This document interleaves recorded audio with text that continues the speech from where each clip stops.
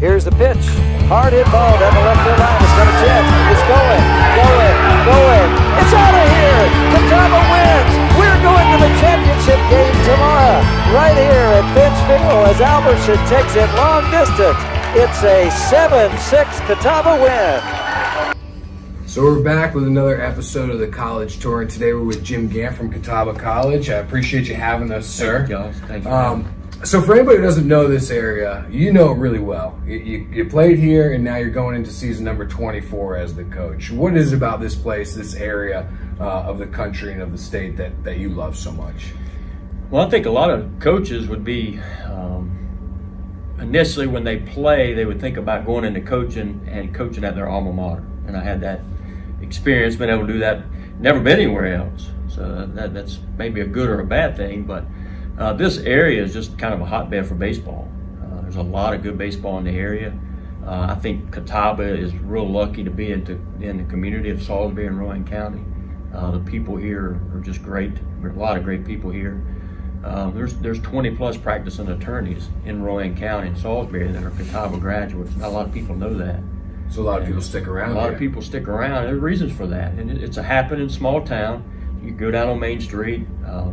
Easy Street, they call it. There's a lot of places down there to eat. Barbecues prominent in the area, you know, just Lexington's up the road, but a lot of homegrown businesses, and that's kind of just what it is. It's just a hometown.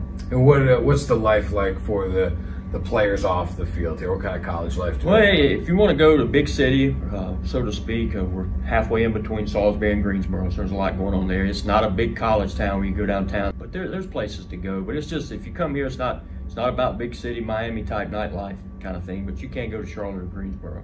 That's probably why you guys are a pretty good team, is stay focused on the task at hand. Well, that helps. That helps. Definitely. Yeah, there's things to do. Georgia. Yeah. Here's the pitch. Hard hit ball down the left field line. It's got a chance. It's going. It's out of here. CATAWBA wins. We're going to the championship game tomorrow. Right here at Finch Field as Albertson takes it long distance. It's a 7-6 CATAWBA win. 23 seasons as the head coach, 23 championship trophies. You guys are averaging during your tenure over 36 wins per season, consistently ranked one of the top Division II teams in the country. What's the culture, what's the philosophy that you're using that has led you guys to have such great success?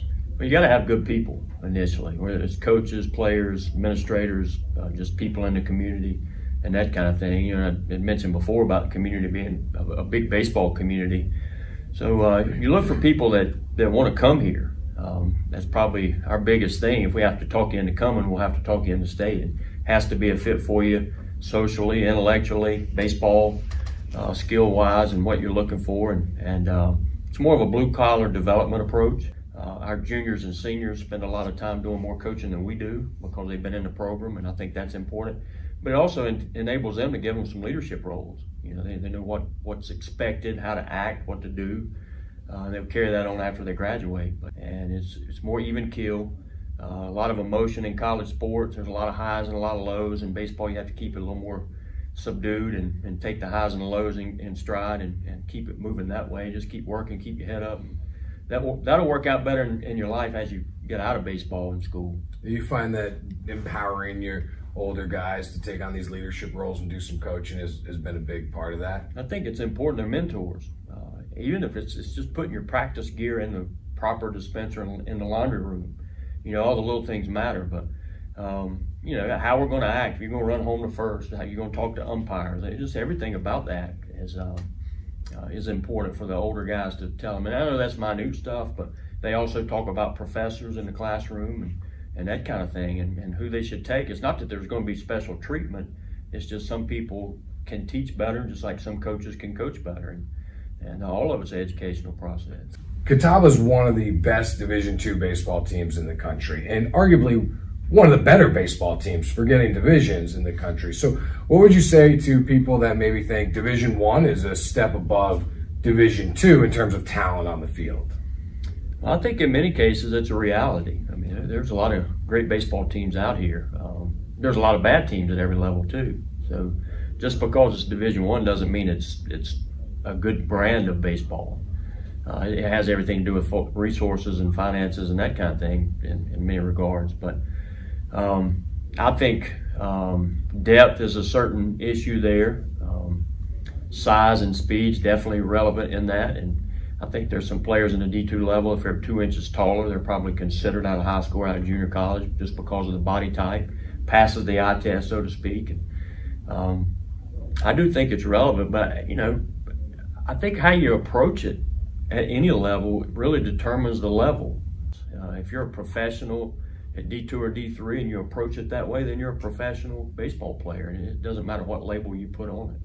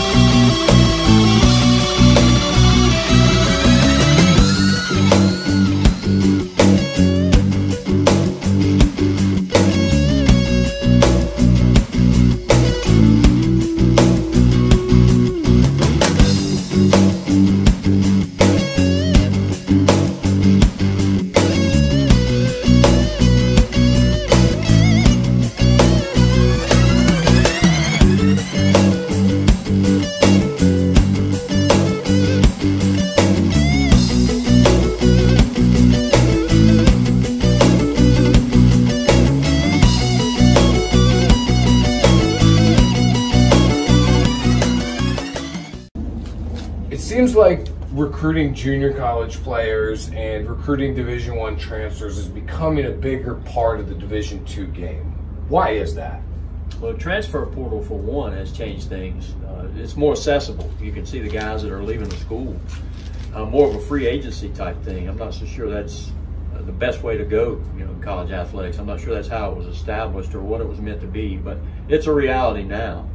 I know it happens for football a lot more, guys transferring, but the junior college route, I think, is more of a reload approach instead of a development approach. And if you want to become relevant in a hurry, you got to try to get some players in instead of develop them for a couple of years. And some of the teams that are really high profile want to remain relevant, so they're going to just reload. What's a good mix, like, you know, for you?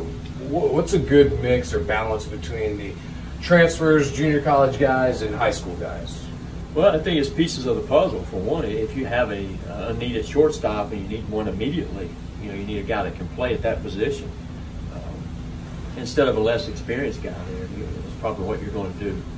You're looking for guys that have their 2-year degree as well, because they've already graduated, they've gone through school, they've done well, they can handle the 4-year school. And the best mix of it, I guess, is really your philosophy. I mean, we spent most of our time with high school guys and try to develop them and bring them in, and then let the juniors and seniors be your coaches and your mentors, as opposed to just bringing in pieces of the puzzle from all aspects. I think sometimes that cohesiveness you miss. If you have a family atmosphere, it's hard to develop that if they're only there a year or two, right, as well. In reality, because of recruiting Division I transfers and recruiting junior college players, the opportunities for high school players to jump right into a four-year are decreasing. What's your take on that and how it impacts the game and maybe just the baseball culture in general at the high school level? Well, I think it's going to be a negative effect if opportunities are decreased for guys coming out of high school. I'm not sure college athletics was meant to be that way. One of the things that is interesting to me is so many people are in the transfer portal and are changing schools, and that's a lot of wrong decisions coming out of high school by many people. And I do think travel ball has changed that culture a little bit as well, because guys are getting more experienced players to transfer to their school, and they're not going to the high school to where guys need to develop a little bit more. And travel ball has been about playing and showcasing your skills and not fitting into a team environment so much. And I think that's hurt the chances a little bit there for the guys. But the transfer portal, NCAA, the free agency aspect of that, and people transferring schools, I think some over recruiting in Division I level. I understand why it happens. Right. Many times it's simply the draft, Right. and it's hard to replace those guys. But it's a trickle down effect, and if opportunities are decreasing, that's bad for high school athletics. Well, what's your philosophy? What's your take on how you want to build your program? I like the development aspect of it. I like for guys to come in. It's fun for me to see guys come in as a 17 or 18-year-old and how they prepare themselves and mature, and then when they graduate with their degree. And that's a concept that I think we've lost all sight of. Is what you go to a college and get your degree, right? And you also play baseball. And it's a big thing now with social media, just to put your cap up there where I'm choosing to go to. Right. And it's the world we live in nowadays. It's not going away, but I do like to see the development of the people. I like to see them mature. I like to see them learn about themselves. You go to college to find out who you are and develop who you are, not go there for somebody to teach you how to think. I mean, to you, and I know this is subjective and opinion-based, but just out of curiosity, where's the line, right, between a player getting offered a nice NAIA or D3 scholarship and then saying, you know what, I'm going to not go for the 4 years in the academics right now, I'm going to chase the baseball dream and go the junior college route? Like, where do you draw that line and say, no, go to school?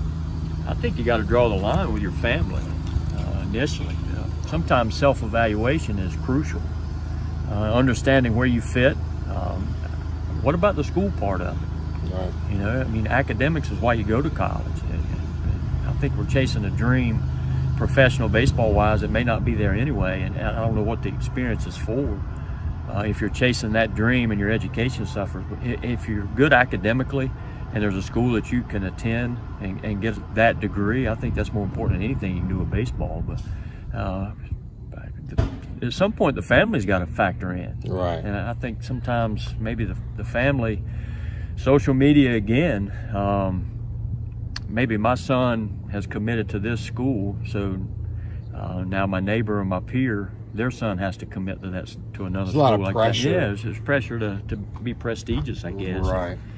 And the overall scheme of things is about your son or daughter going to a school and getting a good education and maybe participating in a sport. So the social aspect of it's important too. Where are you going to fit in? If you're from New York City, you probably shouldn't go to a small school in North Carolina. It's just not going to be a fit for you. Right. But there's a place for you, and you need to look into all those things. Right. You're talking more about just the cultural side, Sure. right? Waking up and what does your day-to-day life look like? Forgetting academics and forgetting baseball, right? Are you going to be happy there? What if you have an injury, career-ending injury? Could you see yourself at that school? Right. And I think that's the most important thing. I think that's a great right question. Out of the gate. Yeah, that's something. And if you can't say yes to that, then it's probably not a place you should go. Coach, this was great. I really appreciate you having us. I love this field, this old school feel to it, and I think a lot of people, once they get out here, will appreciate that as well. I hope so. It's a good place.